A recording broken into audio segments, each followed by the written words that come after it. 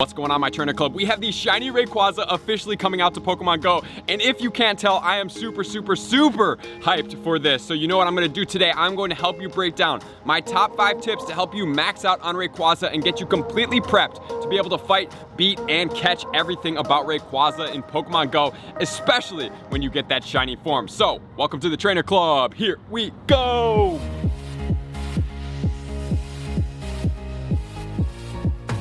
I don't know if you guys are excited as I am, but I am so ready for this. Number 1, because Rayquaza is an absolute beast attacker in Pokemon Go. Number 2, it is probably one of my favorite shiny Pokemon that is in Pokemon Go and Pokemon in general, because that black dragon just looks absolutely incredible. And number 3 is it's just fun to fight. He's pretty easy to take down. He's not super consumptive on your bag as far as potions and revives go, something like a Kyogre, right? So this is where I'm at. Drop in the comments and let me know, on a scale of 1 to 10 or over, maybe 9,000, are you hyped for this shiny Rayquaza in Pokemon Go? Let me know in the comments. I can't wait to see what you guys have to say. So this morning when Pokemon Go tweeted the black dot with these stars, black dot stars, black dot stars, I was like, oh my God, is it seriously gonna happen?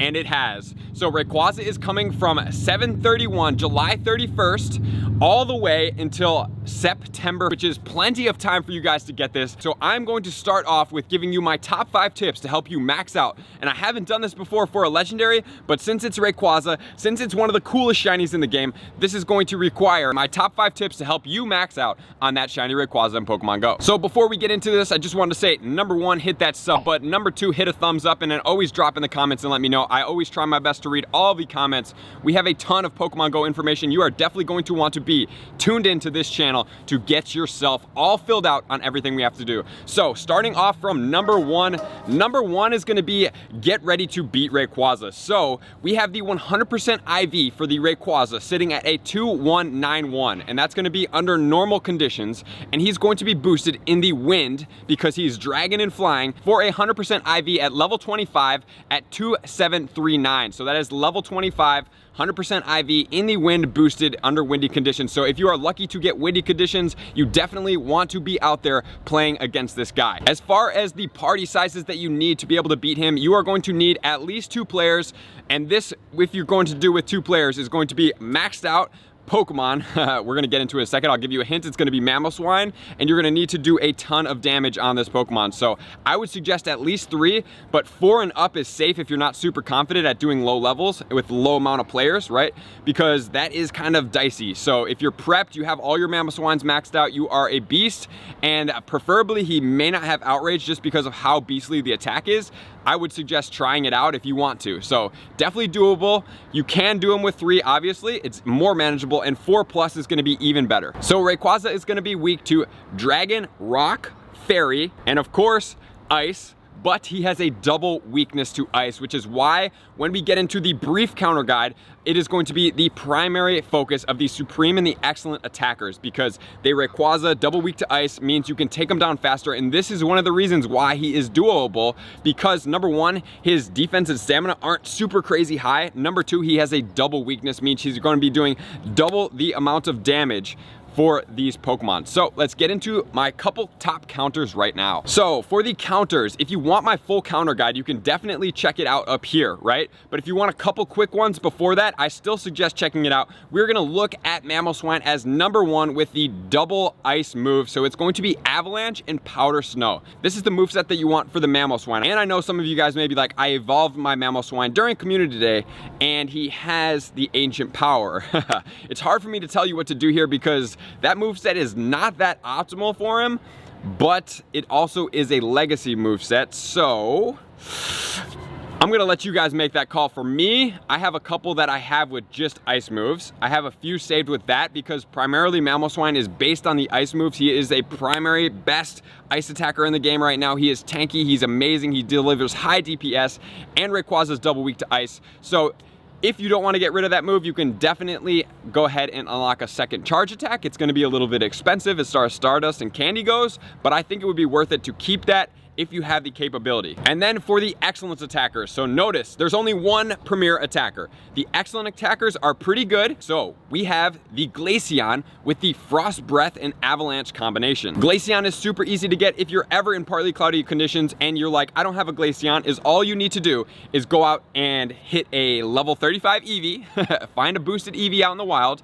pop a glacial lure, and then go ahead and evolve the Eevee inside that lure. The next we are going to check out is going to be the Weavile. So Weavile is the third best attacker. These guys are a little bit more glacier, not as good as Mamoswine. It's going to be the Ice Shard Avalanche combination. And then the last two of the excellent encounters are going to be, number one, we have the Mewtwo with the Psycho Cut and the Ice Beam combination. He's not gonna get stab effectiveness, but he's a pretty dominant attacker.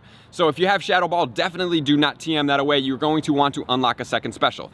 And the fourth is going to be the Jinx with the Frost Breath Avalanche combination. Jinx is a pretty beast attacker, but it is very, very glassy, so stay towards the top. I know you guys should have those Mamoswines. If you do not, make sure to evolve one. They're pretty easy to get. This is one Pokemon that I just don't really see the need to save for Community Day. Notice in my video when I talked about when to wait to evolve them, this is why I didn't mention the Swinub, because it's not super dominant as far as its moveset. It's okay. It's okay. We'll leave it at that. Number two, you're gonna want to catch him. So I have recently put out a how to hit excellent throws every single time on the Rayquaza. So I'm going to drop that link up here so that you guys can make sure to catch this Rayquaza. So you just gotta know the timing, you gotta know how to release the ball, you gotta know exactly what you're looking for, and then of course when you get that shiny, it is going to be a 100% catch rate. So make sure to give it that Pineapple Berry so that you can get 6 Rayquaza candy, because we are going to also get into, is Rayquaza worth powering up in Pokemon Go? So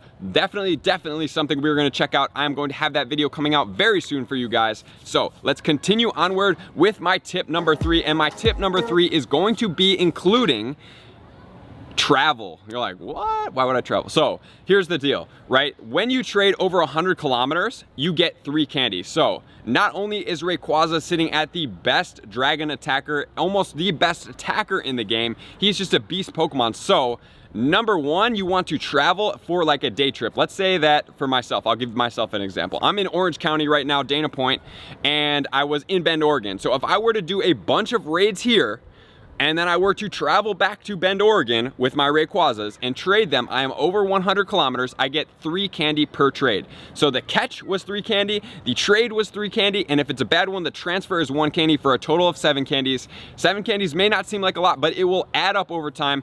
Plus you get the chance to get the luckies. For myself, what I do doesn't always work, but I kind of trade a couple. I almost like prime it, and this isn't really research, this isn't really scientifically, and I wait for the feeling like, okay, I think I'm gonna get a lucky the next time. Like I might trade like 4, 5, 6, and then if I'm doing a special without a lucky friend, then trade this. But I would suggest with my tip number 4 is to save up as many lucky friends as you possibly can. So do your 20 gifts a day, open them. I would suggest focusing on your best friends because that's the only people that you can become lucky with. Also, since you can't do more than 20 gifts, and if you have more than 20 friends that are best friends that you want to go lucky with, I would suggest setting up daily battles with, because the more lucky friends you can have, the better, because you want a shiny lucky Rayquaza. You just want it, you want to have a good one, you want to be able to power it up with half the amount of Stardust, still taste the same amount of candy. That's why tip number 3 and focusing on trading from a far distance is super good. And tip number 5 is going to be just raid frequently, be out there with your friends, do your daily passes every single day, and I would suggest hopefully to get a raid box. So I don't know right now, the boxes in there are not super efficient, but since Shiny Rayquaza is coming out, and if anything changes, I'm gonna put it in a video for you guys to analyze, is this box worth your wait? Because having the over 1-for-1 raid passes is definitely worth it. When we can get the raid passes to about 80 to 70 coins, that is the best case scenario. Hopefully they may drop it to like that 60 or 50 coins, because that was insane when we had that for those birds and we were getting 24 raid passes in that. That is definitely the time to stack up. So keep putting your Pokemon in the gyms at night, keep accumulating those 50 coins a day, and then if you feel willing to, and if it is your type of gameplay, definitely is the time to spend some money. So that is everything that we have today, guys. I super appreciate all you guys, all my subscribers, my likers, my commenters. Even if you're not here and subscribed, you will be soon, because we're gonna be delivering a ton of information. You can't not wanna come back to get this information, I'm telling you. We have Community Day coming up. We have everything going our way right now in Pokemon Go, including that shiny Suicune that hopefully we will unlock in Japan. So Thank you guys, and an extra special thank you to all of my Patreon members. I appreciate you guys. You guys are amazing. Thank you for supporting me on that next level. If anybody wants to join, make sure to check out in my description. It has a link to it, and it is super easy entry, super low entry. So thank you guys for being a part of the Trainer Club. I will see you out on the next video. Peace. I just wanted to take a moment and sincerely thank every single person that decided to take their subscription and their support to me to the next level as a small channel, and really trying to grow and hit new levels and be able to travel and really meet up with a lot of my fans and the communities around the world and the US especially. I just want to say that your support really means a lot to me. It helps me out, and I greatly appreciate you for being a part of the Trainer Club. Thank you so much.